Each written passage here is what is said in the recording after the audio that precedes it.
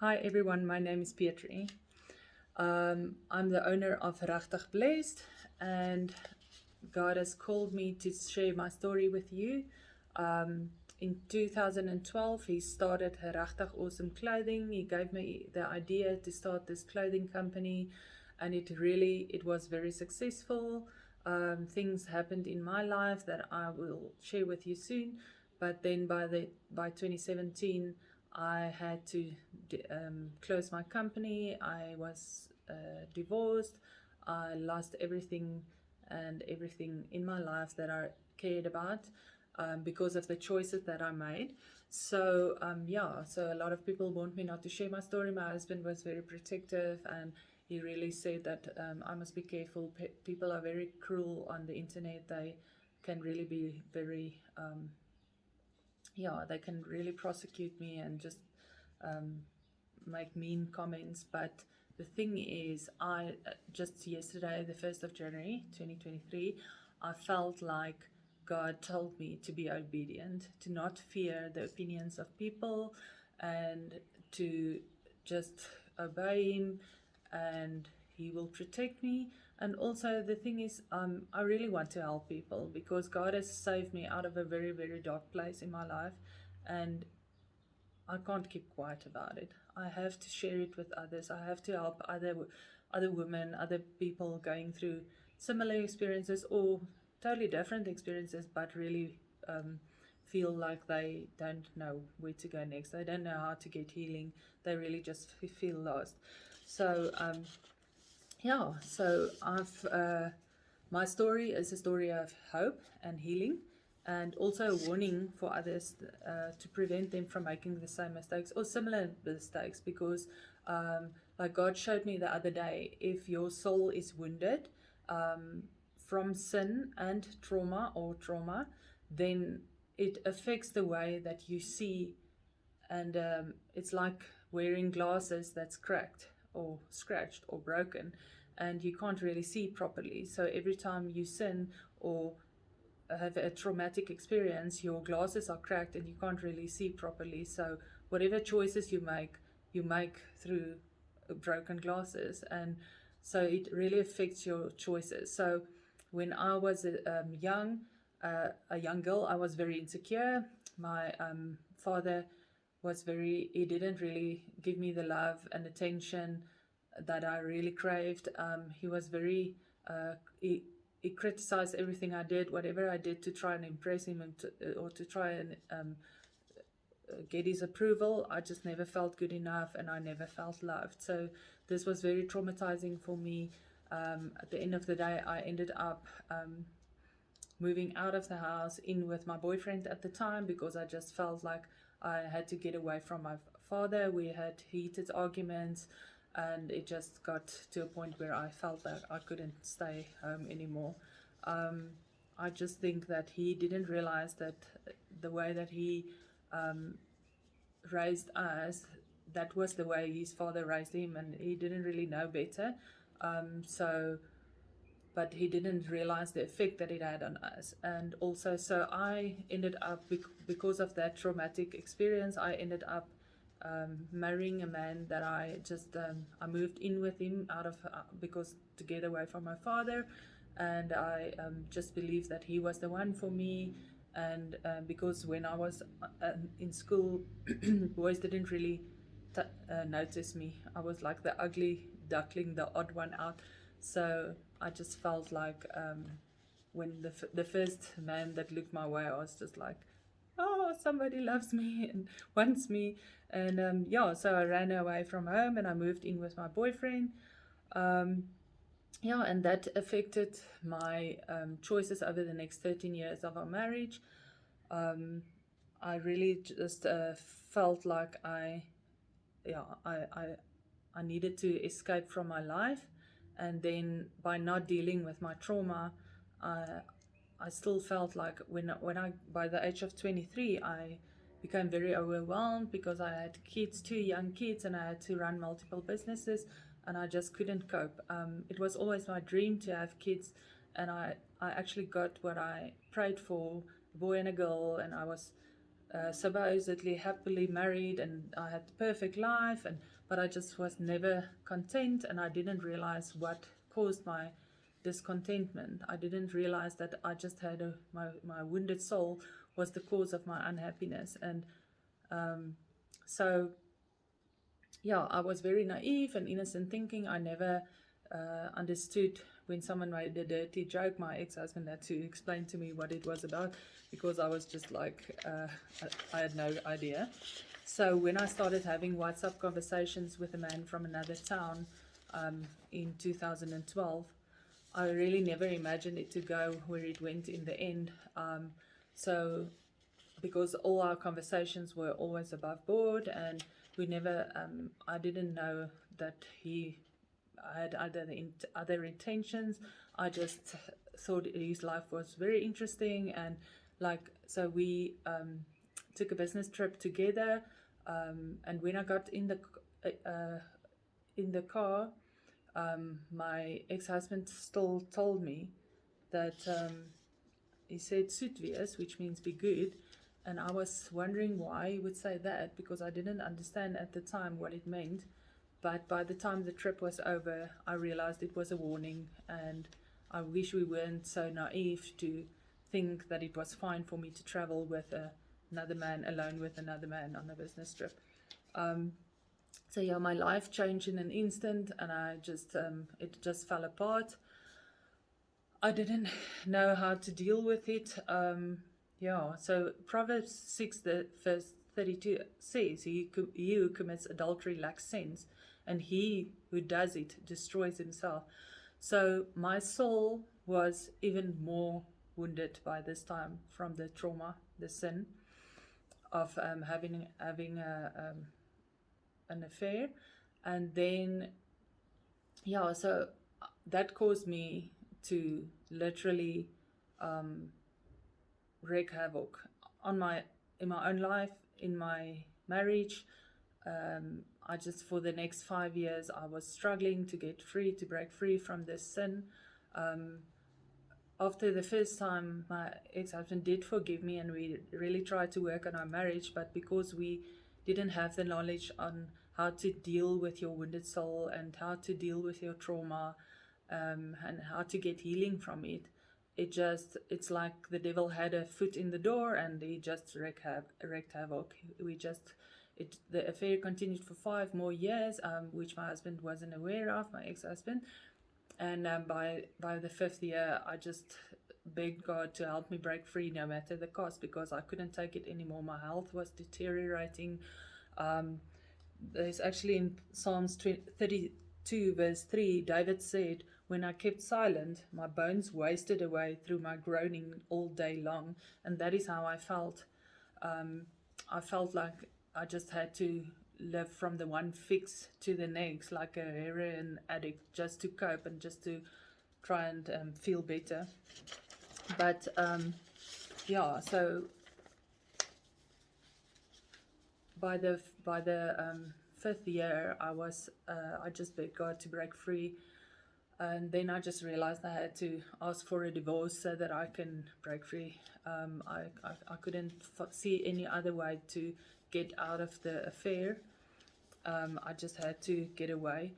And then I was busy losing my company, which I really worked very hard for, and that was actually my RegtigBlessed was actually the company that God gave me as a second chance after the affair.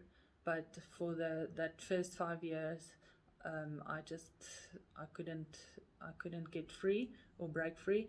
And the worst thing about it is that it was actually the time of my life that I was closest to God. I was the worship leader in Kakamas in the church. I was like, I spent time with God more than I could. Yes, that was really, I was so close to God, and I fought with God, and I couldn't understand why I couldn't break free. And it was really a difficult time for me, and I couldn't understand that I could do something like that while I was like so close with God. So after I've closed my company and I told my husband the truth, and we got a divorce, I just couldn't find work.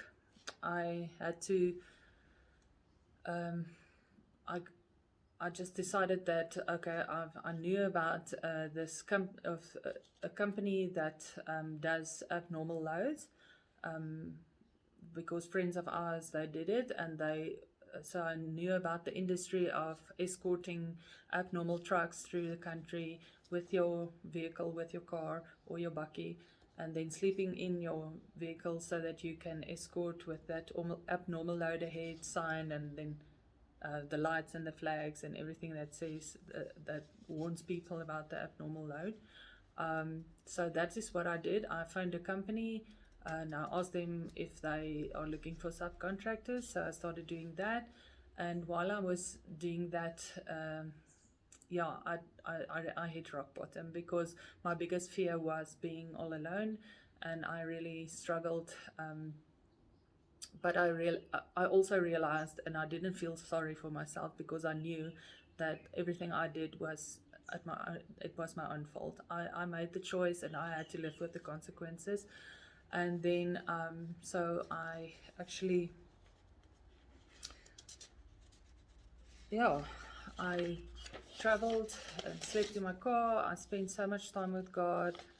And I also, just before I left, my ex-husband actually showed me a video of Katie Souza that she explains that when you sin and when you experience trauma, it wounds your soul. So I watched the videos before I left Kakamas, and it really, like, God actually took all that.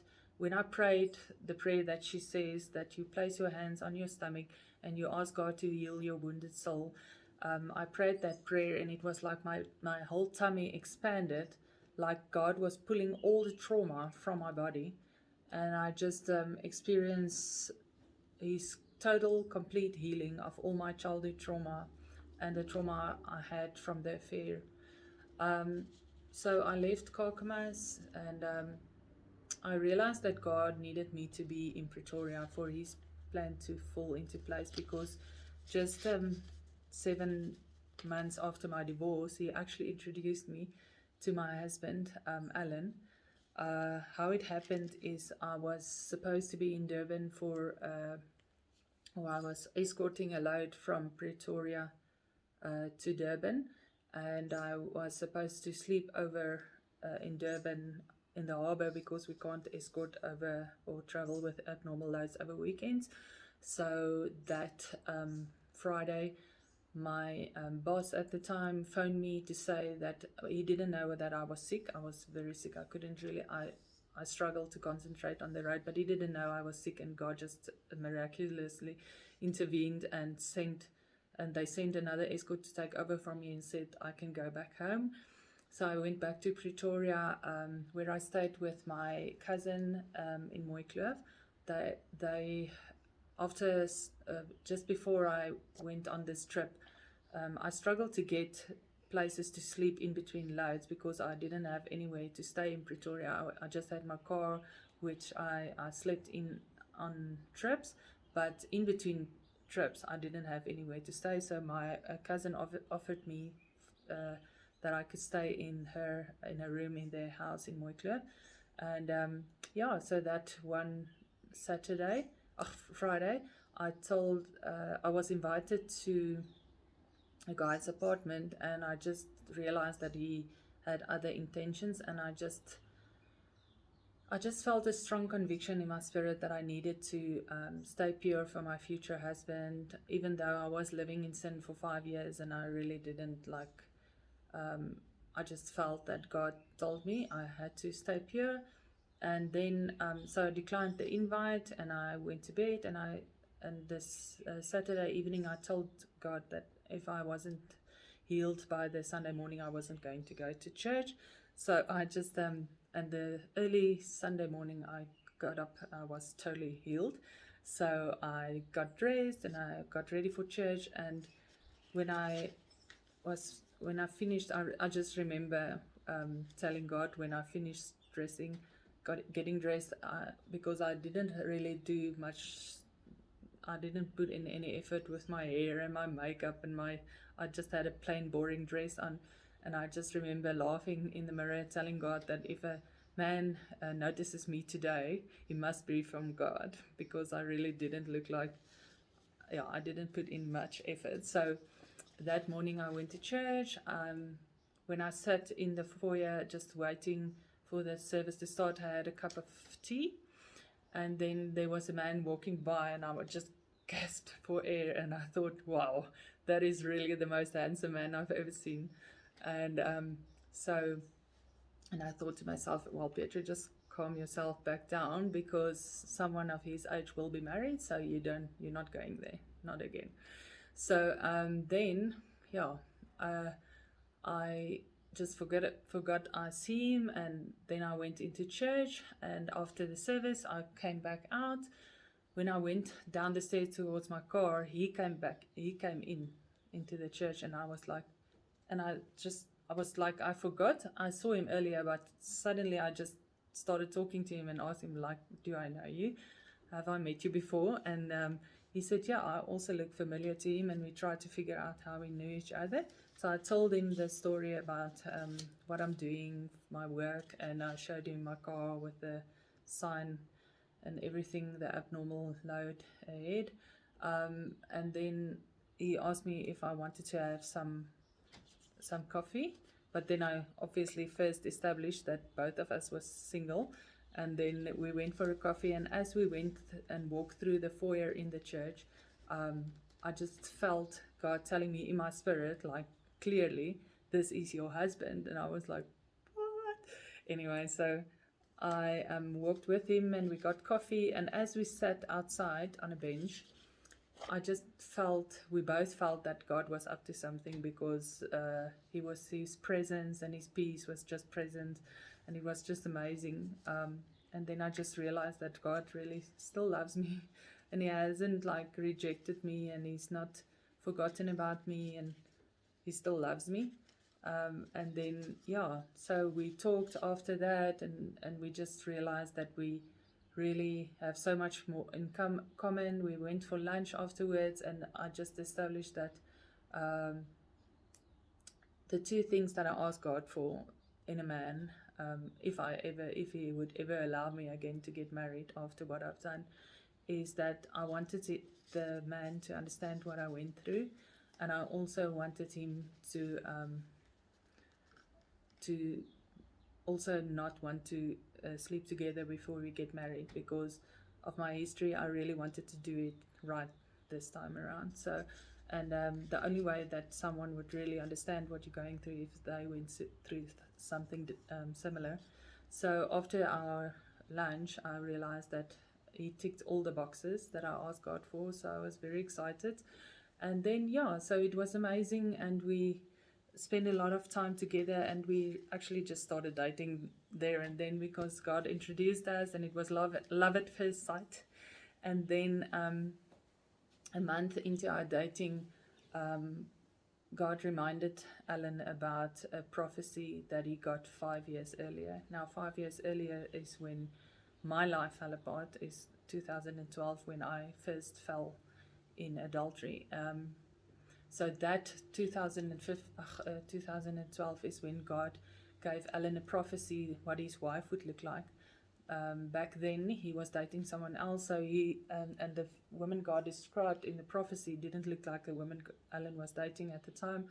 So he forgot about the prophecy. So a month in, while we were dating, God says, phone Mike. Mike was the cell group leader that gave him the prophecy 5 years earlier. And then Alan said, but he can't phone Mike, it's 6 o'clock in the morning. And God just said, phone Mike. And he phoned Mike, and he said, sorry for bothering you so early. And Mike said, don't worry, I saw Petra's photo on Facebook, and that is the woman God showed me 5 years ago. So in that time, where I just made the most horrible choice in my life, God already, he's so sovereign that he already started paving the way for me to help me 5 years later get out of my out of the very dark, lonely place that I landed up in. So, Proverbs 3 verse 5 to 6 says, trust in the Lord with all your heart and do not lean on your own understanding. In all your ways acknowledge him and he will direct your paths. He's sovereign and he knows what he's doing, even though we don't always know what we're doing. So, so how God healed, it's been a journey for me, and obviously it's been very difficult, but since God has healed my soul, my wounded soul, I really started seeing things more clearly. I started seeing what I've done and realized what I've done and the consequences of it. I've realized how to get healing from my wounded soul and how to help others get healing. So then I just, for the past 5 years, from 2017 when God gave me the instruction to share my story, up till now, it was just a time of healing. But at last I'm free, and at last I'm in a place where I can really talk about my story and share it without breaking down into tears. And also I've had the privilege of being able to share my story with my kids so that they don't make the same mistakes that I've made. Because I feel like a lot of times the parents keep quiet, or the parents keep quiet. And like in my family, there's been affairs for many generations, but nobody has ever talked about it. Nobody has warned their kids about it. So it stops here with me, because I'm talking to my kids about my failures and my slip-ups and my wrong choices and the effects of it, and how they can ask God for healing for their wounded souls. It stops here. They can now go into life with clear glasses, knowing and having healed souls, and having the ability to see clearly and not be naive and fall in a trap that Satan has set for them. Because when I fell into the trap, I was very innocent thinking. I really didn't know what was about to happen, or I really didn't see I didn't see it coming. I was really just out for an adventure, like excited, and I didn't see that the devil had set a trap for me. So I wouldn't have been such an easy target would I have known more about these things. Many people think it won't ever happen to them. I really didn't think it would happen to me. In a million years, nobody that knew me thought it could happen to me. But the thing is that I'd really want to warn you about is, don't judge others when they fall in sin. Because the thing is, adultery is the thing that I really hated my whole life.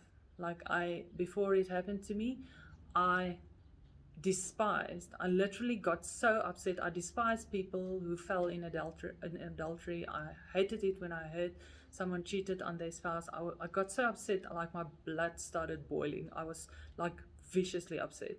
And the sin that I judged the most was the sin that I ended up falling in.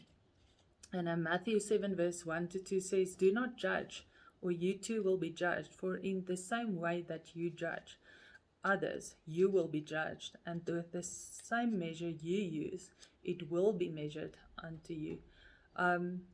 So now after 5 years, Alan and I were married. The kids have moved. Their father has remarried, and he's moved closer to us now in Pretoria. They stay in Joburg, and we've been able to I'm reconciled with my kids. My company is growing. RegtigBlessed is prospered.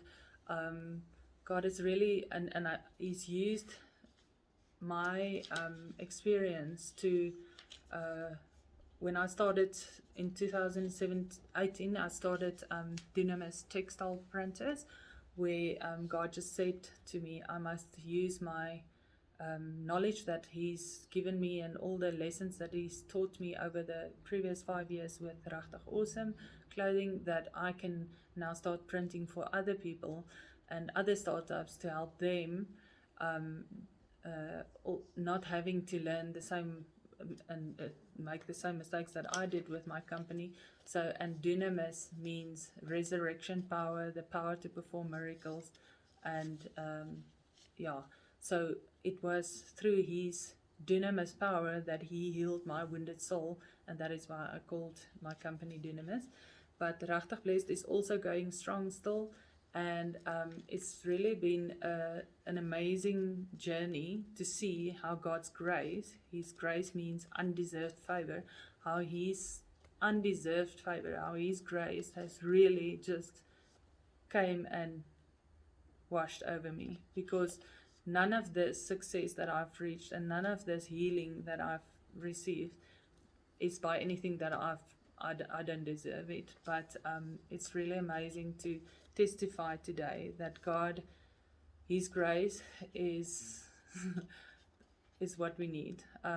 We're all sinners, we all fall short of what we need to be like, what we can't be perfect, we can't be free of sin, but God has come, Jesus has come to set us free. And the thing is, with his blood, he's washed us clean, but with his dunamis, resurrection power, he's come to resurrect our souls, to heal us from our wounds and our sin, so that we can walk in victory and that we can see clearly. I've also just written down a few boundaries that I would like to share with people, because you can't think that you won't fall in adultery. It's I really didn't think it would happen to me, and it does happen to you. So there must be boundaries. I'm just going to read a few boundaries that I feel like I have to share before I close this message. Ways to adultery proof your marriage. Don't be alone in a room with someone of the opposite sex. The same applies to having personal WhatsApp conversations. It's pretty much the same as being alone in a room. And if you need to delete anything said in a conversation, you know that you have already crossed the line. If you need to have business conversations with someone, keep it strictly professional with no emotional or personal details. Never be in places or do things that you would be ashamed to have your spouse discover by chance. Set boundaries together as a couple. Respect the boundaries that your spouse suggests. Never ever be a shoulder to cry on for someone of the opposite sex. Do not give them personal advice or counseling, rather refer them to your spouse. Don't share your personal problems with someone of the opposite sex. Do not romanticize affairs like they do in movies. There is nothing romantic about affairs. It brings only death and destruction, and even if you are able to keep it a secret, what you sow in private, you will reap in public. I want to thank you for listening to my story, and I want to invite you to follow us on Facebook and join our Broken to RegtigBlessed page or group. It's a private group where I just share what God shares with me. What I want to start doing is I want to invite other women to start sharing their stories. So we will either do online sessions or physically meet up in Pretoria in Moreletta Park at my RegtigBlessed shop, where we will sit down and just share our stories, because our stories share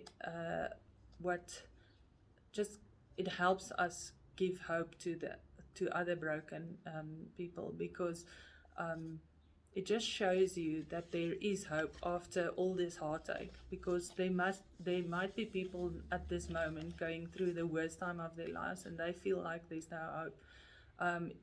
And I mean, I went through the darkest of days, and I really thought my life is over. And now at 40, my life is just starting. God has just really given me a new life, and he's made all things new.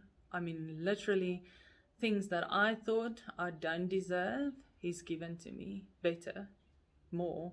Just like there's no sin that can keep you from God's love and his grace. Nothing that you can do will ever be so upsetting to him that he will push you away. So even though people push us away, and even though I felt like all alone, losing everybody and everything that I've ever cared for in my life, and I was there all alone. It was God that caught me.